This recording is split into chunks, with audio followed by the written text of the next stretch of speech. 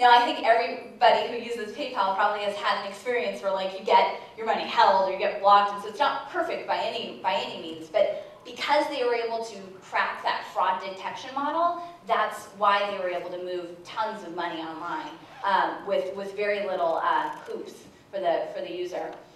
And YouTube was just an incredibly built site, so their UI and their user experience, along with their side ops, really allowed them to scale quickly. And so it's amazing to me to think of how quickly they actually did scale, and they were sort of prepared for that, because that's what they were thinking about in the background. And second to lastly, I want to talk about some bootstrapping hacks. So, you know, when you say bootstrap, you're like, great, sweet, so I have to call my parents and like, you know, ask them for money to start this company? I mean, who is in that position, right? Pretty much none of us. So there are like a lot of different options that you have, and they're not easy, but they're different options. I would say that everything under A is not in any particular order. So like plan A, you should always look at how you can monetize right off the get-go. So not because you want to grow your service, you know, more slowly because you're going to like charge customers, but really like how can you grow your service or your product quickly, but also be thinking about how are you going to make money. Maybe not now, but maybe soon. And I think that you always want to be thinking about that. I think that we've seen that if you create a service that you think can just get a lot of eyeballs and you'll monetize later, that's a huge risk. And so you want to be thinking about can this product or this service, you know, make money. Then you want to look at your other options. So I'd say that raising a venture round, if I were here last year, I would say put that at the bottom of your list. But I would say now that the environment is a bit frothy. And so for the innovators and the entrepreneurs, that can be really good.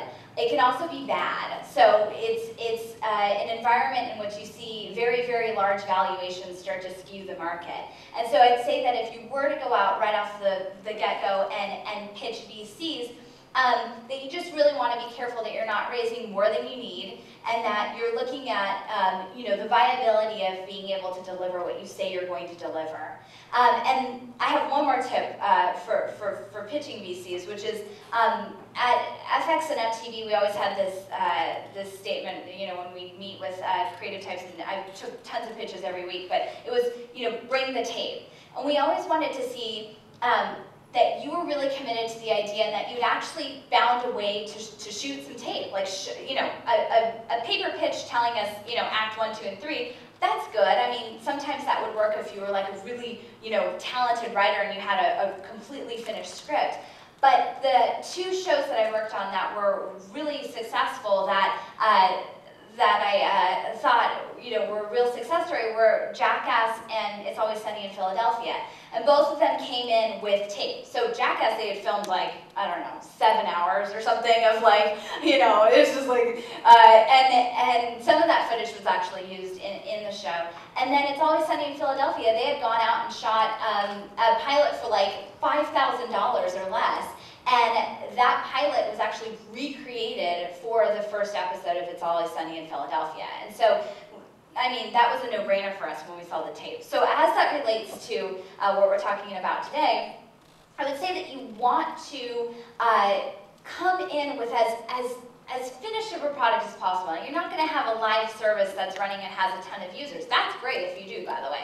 But you want to have something to show for it, and it's really important. And I know that's hard, but I think your chances of getting a great investor on board who really understands what you're trying to do definitely increases if you have something to show for it, rather than just I have this idea and a cool slide deck. And so what we're trying to do in the macro sense is look at the democratization of the event ticketing industry. We want to democratize the event ticketing industry. We want to bring all of those features that were only reserved for people who used Ticketmaster or had a lot of money to build their own, and bring it down to everybody. And we want to make it better. We want to iterate on it. We want to make it more efficient. We want to sell more tickets. We want to put more butts in seats. So that's our big macro vision, right? Our micro is we want to delight our customers. So we want every event organizer and attendee that uses Eventbrite to be completely delighted with our product and our service, and if they need to speak to us, our support. We want to always have rigorous operations, so we're just always looking at how we can do things better and more efficient, and spend less capital. So we want to be capital efficient. And then people. This is sort of the big challenge that Eventbrite faces today, is now that we have this service, we have traction, we have customers, how do we consistently find the best talent possible to join us? And we certainly don't hire just from certain universities. We look at across the board, and we're really trying to keep our minds open and think of where in which corner can we find more talent that can come join Eventbrite. So hiring is our number one priority. And then, you do want to look at, digging in and growing fast is great, but at some point you do want to be a profitable company. You want, so you want to look at what point can we get break even, and really how far does that get us? So I wanted to talk a little bit about the balancing act in doing all of this. So you leave your big job and you go to start your startup and you partner with somebody, and maybe it happens to be your spouse.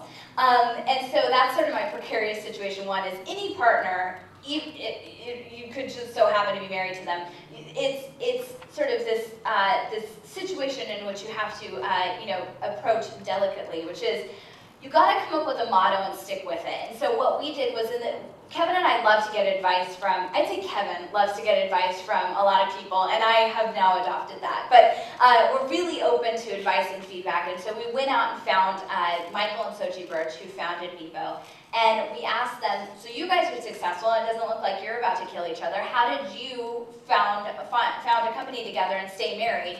And they gave us this great, and we were like at a bar, and they're really fun people who don't take themselves seriously. I don't think they even remember saying this, but they said divide and conquer. And that has been our motto since the beginning. So we never work on the same thing at the same time. We work on projects that are aligned in goals and that are parallel, but and we're great. We work really well together, but if you get us behind the same spreadsheet, or any partner for that matter, behind the same sort of micro aspect of your business, you're inevitably going to, have some tension and clash. So you just want to divide and conquer it. So you get 2 times the amount of stuff done if you both look in different directions and sort of block and tackle that way. You have to plan and discuss your emergency plan. So I think that it's really important to know that not all partnerships work out. And so in our case, we're married. So we had to, know that if things didn't work out in the working world, like what would we do? Because obviously, our marriage came first, and so what would happen if X, Y, or Z occurred? And so you have to really think about, again, that disaster scenario. So it doesn't mean that's going to happen, but at least you know where you'll go and what you'll do in case all hell breaks loose. And then find mentors and advisors. So for us, it's so important to have people that we can talk to and bounce ideas off of and pull resources from and get advice from, and who will actually listen to us and care about Eventbrite. And this is the village that we've amassed over the last 2 years. And I really have to give Kevin credit for this. He's incredible at finding people and doing like the puppy dog act and not letting them get away. So we have a lot of really great talent on our advisory board. And so, everybody from Michael and Sochi, who founded Vivo, to Joe and Saran, who founded Flickster. And that's kind of a funny story. When we started, going back to capital efficiency, we were in an office space that was free to us. The deal was, we knew the owner, so the deal was we could bring anybody in that we could stay there for free, but we had to bring in other startups. And so in 2006, we managed to bring in 9 other startups into this space that was, it was like half of this room.